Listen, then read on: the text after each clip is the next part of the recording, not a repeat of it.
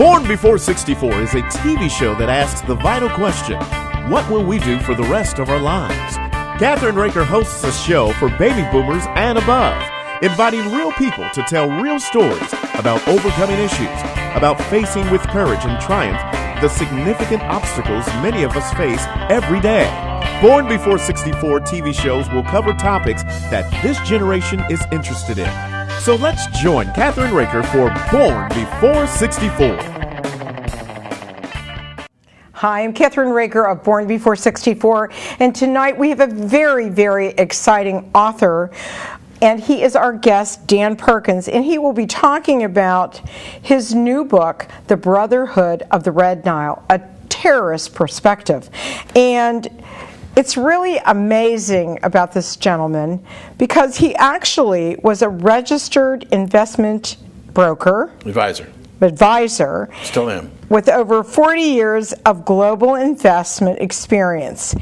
And prior to that, I think, prior to the show, we talked about him being an engineer. Right. So I want to welcome you to our show tonight, Dan. And I'm so excited about your new book. Let's talk. How did you ever get from being an engineer to an investment advisor to becoming an author? That's a great question. I think the best way to answer that is to say that I didn't know I was going to be an author. You didn't? No. And can I ask you how old you are? Would you mind sharing that? I just turned 68. So you're a year younger than me, right? But you look better than me.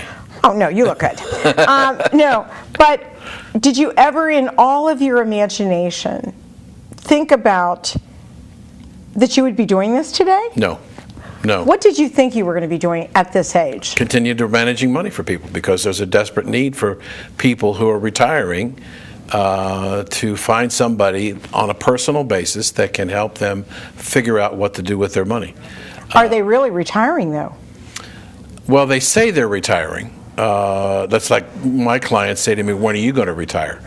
And I said, probably the day before they put me in the casket. That's it. Right. So today, people aren't doing that anymore, are they? No. And that's kind of the interesting part of the story in that we spend our winters and springs on Sanibel Island out in the Gulf of Mexico from Fort And you're Myers. working, too? Yes, I'm worked there, too. Okay. And they have a facility there called the Big Arts Center.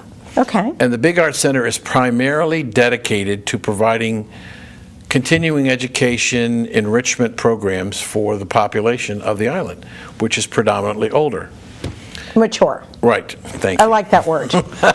Not older, like mature. Right. Okay. As my mother used to say, I'm a senior adult. I'm not a senior citizen. That's true. Okay. So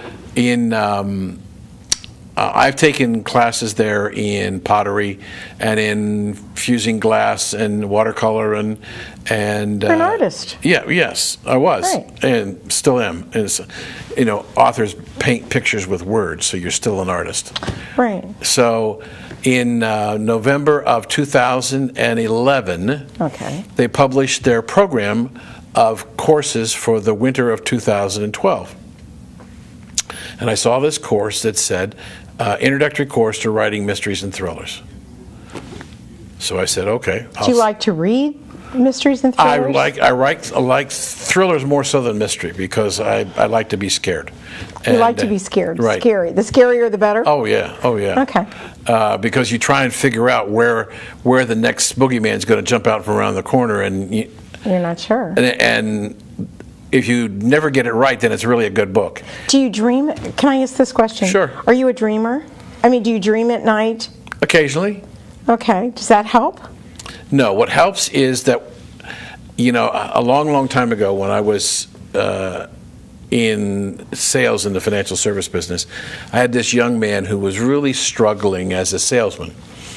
And I said to him, let me ask you a question, Ian. I said, what do you think about when you put your head on your pillow at night when you go to bed? And he said, nothing. I said, wait. Nothing goes in your brain when you lay in bed at night just before you go to... No. Well, I said, that's part of your problem. You need to start thinking about stuff, about what you're going to do tomorrow or next week or next year. I find, like I might have mentioned to you, in the last 60 days, we sold 2 houses, bought a house, and then found a condo to live in New Jersey in 60 days and closed everything. Wow. So I haven't written, and But you've been busy. oh, too busy. Too busy. But you miss it. So when I can't write, when I lay down at bed at night, You start thinking about the stuff? storyline. What am I going to do? When I get a chance to write, and I took this, I was a guinea pig many, many years ago for a gentleman, a Lutheran minister who was working on his doctorate degree. Right. And his thesis was releasing and motivating creativity within the individual. Wow. And I was one of his core group guinea pigs. And Right. one of the guys who came in and spoke to us said, you need to write down, when you go in bed at night, write it down, because your memory won't be good enough to remember it the next morning. And so I repeat it when I'm laying in bed at night and thinking Do about. you use a tape recorder or Nope, anything? no. Just keep repeating it. If you repeat it long enough, I believe, you'll remember it. Right. And I'll play back something that I've written that evening, and I say, how could I change it? How could I make it better?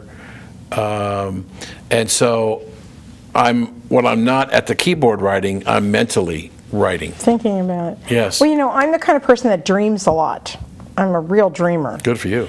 And it's amazing how I can remember the dreams. And sometimes they're so scary that I wish I didn't remember the dreams. But you know, I'm like you. I mean, I'm really, really busy with what we do. And I'm watching these kind of programs on television at 2 o'clock in the morning.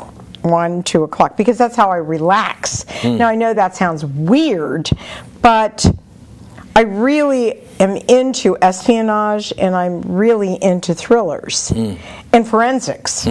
So when I got your book, I was so excited, and I can't wait to delve into it tonight, and I probably will be up till 4 o'clock in the morning reading the rest of it, because I'm the kind of person that can't put it down. Yeah, right. Yeah. I have to finish it, or I can't go to sleep. Right. The instructor, when I went in for the first class, she said to all of us, she said, you're going to know in 2 weeks whether you can be a writer. And I said, how is that possible? She says, just take my word for it. You'll know in 2 weeks whether you can write thrillers. So I said, okay, if I can't write thrillers, I can cross it off my bucket list and go back to work on my golf game. I went home the first night and I wrote 1,000 words. I wrote the title of the book and the storyline. And I went in the next week and I said to her, I have a question. Is it possible that after 1,000 words, I know how this book is going to end? And she says, what do you mean? I said, right now I can see the last line in the last paragraph on the last page. She said, no, that's not normal. What I didn't tell her was I knew the opening and the closing for books 2 and 3. Oh, well, that's good. Well, is she one of your favorite fans now? Yes. That's another story. But anyway, I've talked to people about the writing process, and they say, well, where do the ideas come from? And I say, I don't know. I really don't know. The thing that intrigues me about thrillers are cliffhangers. I love cliffhangers. Well, since you love them, and it's really important to you that you do, we need to have your website and where people can purchase the book, because we're going to take a break in a second. Okay. And I want you to hold that thought. Right, sure. Because I want to find out when we come back how you came up with the Brotherhood of the Red Nile, a terrorist perspective. I want to know how you came up with that. So give your website out. The website is www.danperkins, the letters A and T, not the circle thing, at sanibel.com. Dan Perkins, A-T, sanibel.com. Okay, and on that note, we'll be right back on Born Before 64 with Dan Perkins and his new book, The Brotherhood of the Red Nile, a Terrorist Perspective.